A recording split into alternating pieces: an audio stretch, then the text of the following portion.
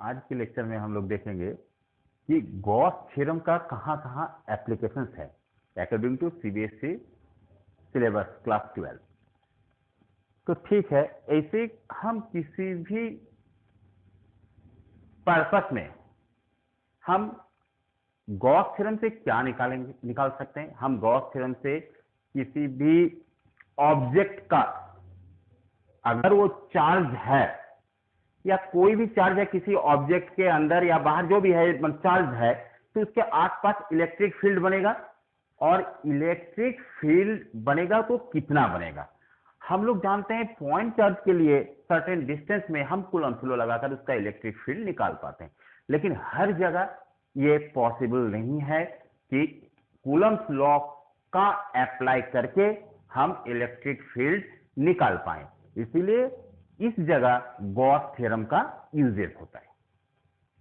तो Gauss theorem का use coulomb law का यूज करके जहां हम नहीं निकाल पाते हैं इलेक्ट्रिक फील्ड, वहां गॉस थ्योरम का यूज करके हम इलेक्ट्रिक फील्ड निकाल पाते हैं। तो ठीक है, आज का जो लेक्चर है उसमें हम लोग क्या देखते हैं, हम उसमें एप्लीकेशंस ऑफ गॉस थ्योरम लिखे हैं। दैट इज कि हम certain object like sphere, infinite long rod या वायर जो चार्ज है उसके कारण उसके आसपास में क्या इलेक्ट्रिक फील्ड बनेगा, उसका हम लोग आज यूटिलाइजेशन करेंगे गॉस थ्योरम के जरिए। चलिए, सपोज पहले हम लोग यूज कर रहे हैं एप्लीकेशन स्फेयर के लिए। तो एक स्फेयर हम बनाए, दैट इज ये स्फेयर है, मान लो इस पर हम चार्ज Q से चार्ज करके रखेंगे। तो चार्ज करेंगे कैसे हम लोग, चार्ज इसमें अप्लाई कैसे करेंगे। प्लस Q मान लो चार्ज हम इसमें करना चाहते हैं, ये प्लस Q से चार्ज है, तो प्लस Q से चार्ज है तो प्लस हम चार्ज तो दे नहीं सकते हैं, इसलिए हम लोग क्या करते हैं, इससे हम लोग नेगेटिव चार्जेस को एग्जिट करते हैं, बाहर निकाल देते हैं, जिसके कारण ये पॉजिटिव चार्ज बन जाता है। तो ये चार्ज है, मान लो इससे ये चार्ज है, तो चार्ज कहां पर रहेगा, ऑन द सरफेस। हम लोग जानते हैं जस्ट सरफेस में ये चार्ज रहेगा। टोटल चार्ज क्या है, Q है। ठीक है, इसका मान लो सेंटर यहां है। अब हम तीन पोजीशन जो है वो हम लोग यूज करेंगे कहां कहां। फर्स्ट नंबर पोजीशन 1, या तो हम एक बाहर लेंगे, एक अंदर लेंगे, एक अंदर सरफेस लेंगे। फर्स्ट हम लेंगे आउटसाइड पोजीशन लेंगे। तो आउटसाइड पोजीशन मान लो ये लिए, कोई भी पॉइंट P ले लिए, यहां से इस सेंटर का डिस्टेंस हम मान लेंगे R1 है। ठीक है, और दूसरा पोजीशन लेंगे यहां पर अंदर में, यहां इसका डिस्टेंस है R2। ये पोजीशन है P है, यहां पोजीशन कर दे रहे हैं T पर। और एक पोजीशन लेंगे ऑन द सरफेस, ये कितना डिस्टेंस है, अगर इसका रेडियस R है तो ये R पर होगा, यहां एक पोजीशन ले लेंगे S। तो तीन पोजीशन में हम लोग डिस्कस करेंगे। First position outside the sphere. तो आउटसाइड द स्फीयर कैसे हम लोग निकालेंगे, हम लोग जानते हैं फ्लक्स क्या होता है, फाई इक्वल्स टू क्या होगा, Q bye epsilon not. Position P के लिए बता रहे हैं आउटसाइड वाला। एप्सिलॉन नॉट क्या है, ये हम लोग जो स्पेस है उस पॉइंट और इस चार्ज के बीच मान लेते हैं एयर है, इसलिए एप्सिलॉन नॉट नहीं है, जनरली यही माना जाता है। फ्लक्स निकल गया। अब हम लोग एक छोटा सा एलिमेंट्री सेक्शन यहां निकालेंगे। अगर हम देखो ये पॉइंट P लेते हैं, तो इसको अगर हम एक स्फीयर की तरह से कंसीडर करेंगे, तो ये जो टोटल चार्ज इसके अंदर घुस जाएगा, चार्ज Q उसके अंदर आ जाएगा, और इलेक्ट्रिक फील्ड का जो डायरेक्शन होगा वो किस डायरेक्शन में होगा, आउटसाइड, सब आउटसाइड, इस तरह सब आउटसाइड होगा। तो यहां पर हम छोटा सा एरिया वेक्टर लेते हैं ds, ये एरिया वेक्टर है ds। तो एरिया वेक्टर जो सरफेस वेक्टर है, वो सरफेस वेक्टर किस डायरेक्शन में होगा, वो परपेंडिकुलर टू द स्फीयर, इसका माने एक दूसरे के ये दोनों पैरेलल होगा। एंगल क्या होगा दोनों के बीच, इलेक्ट्रिक फील्ड और सरफेस वेक्टर 0 डिग्री। और हम लोग जानते हैं वी हैव डी फाई, अगर इसका इलेक्ट्रिक फ्लक्स बहुत ही छोटा है तो डी फाई इक्वल्स टू क्या होना चाहिए, ई वेक्टर इलेक्ट्रिक फील्ड और ये डीएस वेक्टर सरफेस। अगर दोनों के बीच एंगल तो 0 डिग्री होगा तो इसको अगर हम लोग तोड़ते हैं तो क्या हो जाएगा, E D S cos 0 degree, that is E D S. E D S हम लोग कहा गया, ये डी फाई आया। अब होल बॉडी के लिए अगर हम फाई निकालना चाहते हैं पूरा बॉडी के लिए तो इसका इंटीग्रेशन होगा। इंटीग्रेशन क्या होगा, इंटीग्रेशन होगा close integral of A D S. Close integral क्यों ना, ये तो एक क्लोज सरफेस है, अगर इस स्फीयर को हम लोग अंदर भर दिए तो ये क्लोज सरफेस हो गया।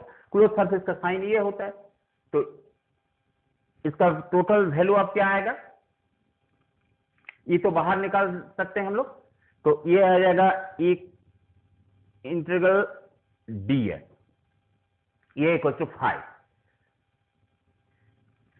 ठीक है, यहां तक नोट करो। बट हम लोग जानते हैं, वी नो दैट क्या था, गॉस थ्योरम। गॉस थ्योरम था कि flux phi equals to what, phi equals to था क्यू बाय एप्सिलॉन नॉट। ये गॉस थ्योरम है, इसका एप्लीकेशन हो रहा है क्यू बाय एप्सिलॉन नॉट। अब इस दोनों को हम लोग इक्वलाइज कर सकते हैं, यहां तक लिखो पहले। ठीक है, अब इसमें हम इधर लिख रहे हैं देयरफॉर अल्टीमेटली आया क्या, ई फाई ये close integral ds equals to q by epsilon naught. हमको अल्टीमेटली क्या निकालना है, ई निकालना है। ठीक है, इसको हम लोग क्या लिखेंगे, ई। इसका अगर इंटीग्रेशन करते हैं डीएस का, एक स्फीयर का क्या एरिया होगा, 4 पाई, यहां रेडियस वो बड़ा सरफेस का रेडियस, ये अगर सेंटर है वो ओ से पी की डिस्टेंस r1 है तो रेडियस r1 की तरह वर्क करेगा, तो 4 पाई r1 स्क्वायर, क्योंकि स्फीयर का सरफेस एरिया 4 पाई r स्क्वायर, यहां r स्क्वायर की जगह r1 करेंगे क्योंकि r1 डिस्टेंस पर पॉइंट P सिचुएटेड है। ये इक्वल टू हो जाएगा Q बाय एप्सिलॉन नॉट। क्यों हुआ, क्योंकि गॉस थ्योरम क्या है, फ्लक्स है Q bye epsilon not, electric flux. हम इलेक्ट्रिक फ्लक्स यहां से निकाले इतना, ये दोनों इक्वलाइज हो जाएगा। इसको इक्वेशन 1 भी दे सकते हो, इक्वेशन 2 फ्रॉम 1 and 2, ये आ गया हम लोग का। हमको ई निकालना है इलेक्ट्रिक फील्ड, तो इलेक्ट्रिक फील्ड क्या होगा, Q bye epsilon naught into ये नीचे आ जाएगा 1/4 पाई r1 स्क्वायर। ये हमको इलेक्ट्रिक फील्ड कहां निकला, इसका मैग्नीट्यूड निकल गया। डायरेक्शन तो पता ही है, डायरेक्शन किधर है वो तो पता ही है, आउटवर्ड डायरेक्शन में। तो टोटल जो इलेक्ट्रिक फील्ड किसके लिए मिला, इस पॉइंट पर कितना इलेक्ट्रिक फील्ड काउंट किए, ये कूलम्ब लॉ से नहीं निकाल पाए हम लोग, किससे निकाले, गॉस थ्योरम से। ये गॉस थ्योरम का एप्लीकेशन से हम फाइनली ई का जो वैल्यू है इलेक्ट्रिक फील्ड का मैग्नीट्यूड, वो क्या निकला, वो निकला 1/4 पाई r1 square into Q by epsilon not. Q क्या है, वो चार्ज है, जो इंक्लूडेड चार्ज है इस स्फीयर के अंदर, जो चार्ज पर स्फीयर है उसका है। तो चलो इसको नोट करो, ये पोजीशन हो गया ए, माने आउटसाइड ऑफ स्फीयर। अब हम लोग निकालेंगे on the sphere. Number 2 position on the sphere, position लिखो on the, position number 2 on the sphere. Sphere के जस्ट सरफेस में कितना होना चाहिए, सेम प्रोसीड्यूर यूज करेंगे। सेम प्रोसीड्यूर यूज करेंगे तो हम लोग के पास आएगा क्या वैल्यू, ए 1/4 पाई, ये तो रेडियस है r, तो यहां r square into Q by epsilon, Q by epsilon not, जैसे कि कर रहे थे। 1/4 पाई एप्सिलॉन नॉट करो और यहां Q/r² करो, ये इसका वैल्यू। लेकिन अब हम लोग यहां r क्यों नहीं है? ऑन द सरफेस में क्या, जस्ट सरफेस को टच किया, सरफेस में चार्ज है, टोटल चार्ज सरफेस में है, उसको जस्ट टच करके हम एक स्फीयर का इमेजिन करेंगे और उस पॉइंट को निकालने के लिए वहां r1 था, यहां r कर देंगे सिंपली। केस 2 केस 1 के जैसा ही है। पोजीशन नंबर 3 जब देखो, पोजीशन नंबर 3 इनसाइड पॉइंट ही लिए थे, इनसाइड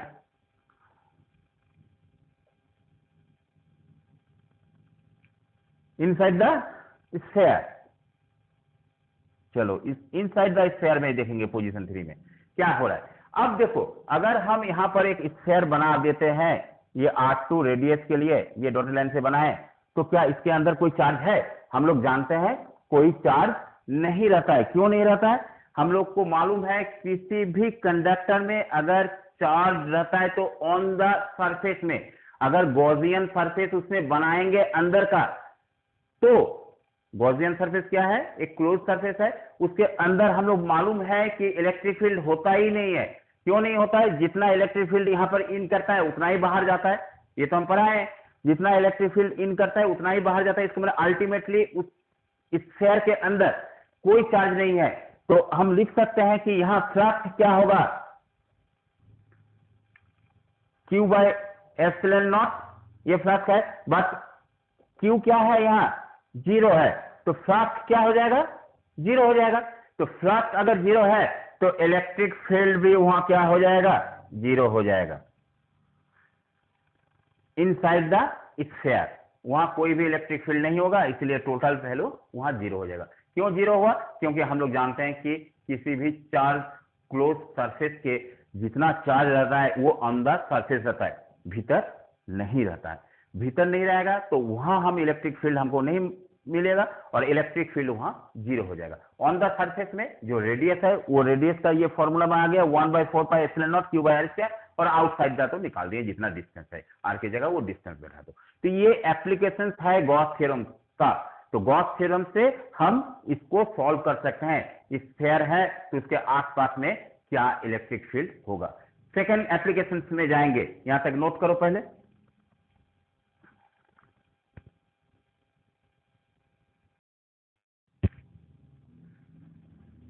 अब देखो एप्लीकेशन जो है गॉस थ्योरम का, स्फीयर तो समझ में आ गया। नेक्स्ट हम लोग पढ़ेंगे infinitely long charge wire. Infinitely long charge wire का मतलब क्या है? ऐसा नहीं कि कभी खत्म नहीं होगा। फिजिक्स की भाषा में ये क्या है? एक पॉइंट के कंपैरिजन में वो बहुत ही लॉन्ग वायर है, इसको हम लोग इनफाइनाइटली लॉन्ग चार्ज वायर कहेंगे। मान लो ये एक इनफाइनाइटली लॉन्ग चार्ज वायर है जिसका टोटल लेंथ है मान लो L, मानकर चलते हैं, और इसका जो चार्ज है ये आसपास में है, ये आसपास में है, ये इसका सरफेस में होगा, और इसके बहुत ही नजदीक हम एक पॉइंट को कंसीडर में लाएंगे और वहां हम देखेंगे इलेक्ट्रिक फील्ड क्या है। आज के इस लेक्चर में हम यही देखेंगे कि एक इनफाइनाइटली लॉन्ग वायर है, इसके आसपास बहुत ही नजदीक, बहुत दूर नहीं, बहुत ही नजदीक किसी पॉइंट में हम कितना इलेक्ट्रिक फील्ड है। क्यों नजदीक लेंगे? हम लोग जानते हैं कि गॉस थ्योरम का अप्लाई तभी करेंगे जब इलेक्ट्रिक फील्ड उस सरफेस के लिए कांस्टेंट हो। बहुत दूर हम लोग नहीं जाएंगे, नजदीक लेंगे। तो इस तरह का हम लोग लेट किए। अब चार्ज जो है, अगर ये प्लस Q से चार्ज है तो इसका चार्ज का डायरेक्शन किसी एक पॉइंट को हम लोग कंसीडर कर रहे हैं। किधर होगा? चारों तरफ होगा। एक इस तरह का एक ही पॉइंट से निकलेगा चारों तरफ, छोटा सा एक हम लोग एलिमेंट्री सेक्शन का कंसीडर कर रहे हैं। इसी तरह यहां पर भी होगा, चार्ज चारों तरफ निकलेगा, एक सिलेंडर की तरह बन जाएगा। हम लोग मान के चलेंगे छोटा सा सिलेंडर जिसका हाइट ले लेंगे h। इस जगह का हम निकालना है। टोटल चार्ज क्यों है, लेकिन इस जगह का क्यों नहीं है? समझ में आ रहा है ना? इस वायर का चार्ज क्यों है, टोटल चार्ज, लेकिन इस जगह का चार्ज क्यों नहीं है? इस जगह का चार्ज उससे कम होगा। एक छोटा सा एलिमेंट्री सेक्शन ds मान लेते हैं। इसका देखो एक सरफेस की तरह हुआ, ये इस सरफेस को S1 मान लेते हैं, इस सरफेस को S2 मान लेते हैं और इस सरफेस को S3, कर्व सरफेस का टॉप और बॉटम है, एक सिलेंडर की तरह हम लोग मान के चलेंगे। और इसका हाइट हम लोग ले लेते हैं 8, रेडियस लेते हैं r, जो डिस्टेंस है ये हम लोग मान के चल रहे हैं, ठीक है। अब देखो ये 3 सरफेस में टोटल कितना होगा इलेक्ट्रिक फील्ड, उसको हम फाइंड करेंगे। और लेट हम लोग चार्ज डेंसिटी माने पता है ना, आगे का क्लास में हम पढ़ा है, यूनिट मीटर में क्या चार्ज है, चार्ज डेंसिटी को हम लोग मान लेते हैं लैम्डा। तो पूरा रॉड में तो चार्ज क्यू है, लैम्डा इक्वल्स टू क्या होगा, इस सेक्शन में कितना चार्ज होगा, लैम्डा इक्वल्स टू क्या होगा, चार्ज बाय लेंथ, और h में क्या होगा, h से मल्टीपल हो जाएगा। तो इसका माने लैम्डा अगर 1 मीटर का होगा लैम्डा, तो l मीटर का क्या होगा, लैम्डा l, और h मीटर का क्या होगा, लैम्डा बाई l। तो लैम्डा इक्वल्स टू हो जाएगा q by l, total charge अगर q है, तो अगर यूनिट मीटर का लैम्डा है तो l मीटर में कितना होगा, q बाई l होगा, ये लैम्डा l हो गया, ये फॉर्मूला यूज होगा, इसको लिख लो, lambda equals to Q L. अब हम लोग जानते हैं इलेक्ट्रिक फ्लक्स इक्वल्स टू क्या होता है, q। अब ये q पूरा चार्ज है, यहां पर q डैश मान लेते हैं, तो q डैश क्या होगा, q डैश ले लेते हैं इस सिलेंडर की तरह जगह, इस छोटे सी जगह में q dash by epsilon naught, ये तो गॉस थ्योरम है। अब q डैश के बदले हम क्या लिखेंगे, ये q डैश है, हाइट है h, तो यूनिट मीटर में लैम्डा है, तो q डैश में क्या होगा, लैम्डा h, तो ये हम लिख सकते हैं lambda h bye epsilon not. समझ में आया ना, q डैश इक्वल्स टू क्या है, q dash equals to lambda into h, h metre में, 1 मीटर में जब लैम्डा होता है, 1 मीटर में लैम्डा होगा, तो h मीटर में क्या होगा, लैम्डा इंटू h, यही लिखे हैं, q dash equal to lambda h। q dash क्या है, charge in that elementary section, charge in that elementary section, ठीक है, क्लियर है। अब हम लोग क्या करेंगे, d5 छोटा सा सेक्शन का ये निकालेंगे फ्लक्स, d5 इक्वल्स टू क्या होगा, फॉर्मूला हमको मालूम है, E डॉट ds, ds क्या है, इस छोटा सा सरफेस का surface vector, ds vector quantity है, तो ये हो जाएगा E D S cos 0 degree, तो ये हो जाएगा ई इंटू डी एस, ये D phi equals to, total body के लिए फाई निकालेंगे तो क्या होगा, इंटीग्रेशन होगा, इंटीग्रेशन किसका होगा, ई डी एस का। अब देखो समझने की चीज क्या है, 3 सरफेस है, S3 और S2, S1 और S2, ये सरफेस में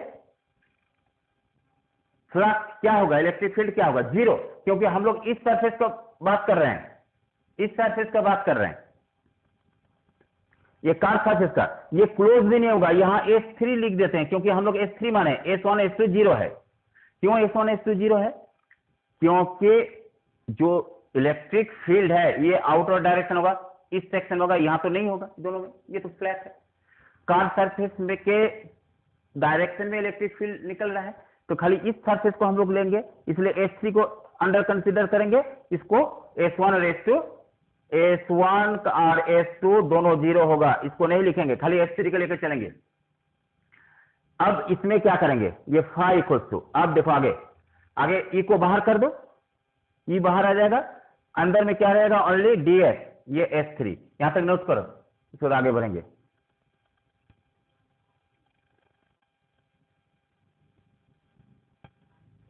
अब देखो इसको मिटाना पड़ेगा, जगह नहीं है, इधर करते हैं ds। अब ds क्या है, ds एक सिलेंडर का कार सरफेस एरिया कितना होगा, 2 पाई RH, तो ये फाई जो होगा वो हो जाएगा a डॉट 2 पाई RH, क्यों आया ना, सिलेंडर का surface area, car surface area 2 पाई RH होता है। अब हम लोग को ये फाई का वैल्यू आ गया, ई निकालेंगे तो ई क्या हो जाएगा, ई इक्वल टू हो जाएगा, यहां पर फाई का वैल्यू निकाल चुके हैं, देखो ये दोनों को फिर इक्वलाइज कर दो, तो ये इक्वेशंस 1 कर सकते हैं और ये इक्वेशंस 2 करते हैं। तो comparing equations 1 and 2 we get E, यहां जगह नहीं है इसको मिटा रहे हैं, कंपेयर करेंगे तो क्या होगा, इसके बाद देख लो तुम लोग को थोड़ा प्रॉब्लम हो, यहां से देखो यहां क्या होगा, इक्वेशन 1 और 2 से E 2 pi R H equal to lambda H by epsilon not. देखो किसी का कोई प्रॉब्लम है कि नहीं, नहीं है तो चलो यहां पर जो काटने लायक चीज है काट दो, ई इक्वल टू क्या हो जाएगा, ई इक्वल टू हो जाएगा lambda by epsilon naught 1 by 2 pi R. चलो इसको नोट करो,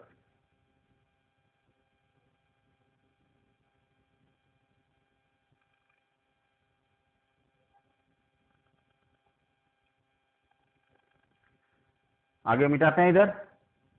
अब यहां देखो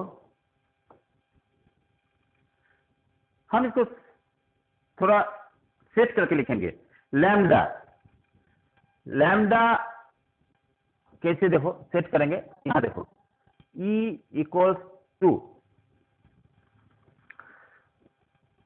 1 by 2 pi R epsilon naught into lambda, और कुछ छूटा है क्या,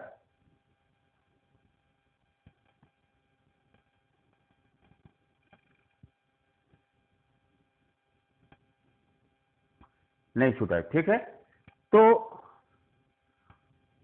अब इसको हम लोग थोड़ा सा ऊपर नीचे 2 से मल्टीप्लाई करते हैं, 2 लैम्डा कर देते हैं, क्योंकि इसको हम लोग कर देंगे ऊपर नीचे 2 से इंटू करेंगे तो 4 पाई आर एप्सिलॉन नॉट, और फाइनली ई इक्वल्स टू हम लोग क्या लिखेंगे 1 by 4 pi epsilon naught into 2 lambda by R. ये लिखने का एक ढंग है जिसमें 1 बाय 4 पाई एप्सिलॉन नॉट को एक साइड कर दिया। तो देखो यहां फाइनली क्या आया, E equal to 1 by 4 pi epsilon naught 2 lambda by R. R क्या है, उस सिलेंड्रिकल पोर्शन का जो मान है वो डिस्टेंस यहां पर हम निकाल सकते हैं, बहुत दूर डिस्टेंस नहीं, नजदीक डिस्टेंस में आर है, और वो हाइट है जहां से हम लोग कंसीडर किए। तो ये दो एप्लीकेशन अभी हम लोग पढ़े, एक स्फीयर के आसपास अंदर ऑन द सरफेस और बाहर क्या इलेक्ट्रिक फील्ड होगा, उसी तरह एक इनफाइनाइटली लॉन्ग वायर के आसपास क्या इलेक्ट्रिक फील्ड होगा, ठीक है। और एक है क्या सरफेस, जो प्लेन सरफेस है। तो पहले आज ये दोनों क्लियर करो, जो प्रॉब्लम है हमको पूछो, और इसको आज इतना ही रहने दो।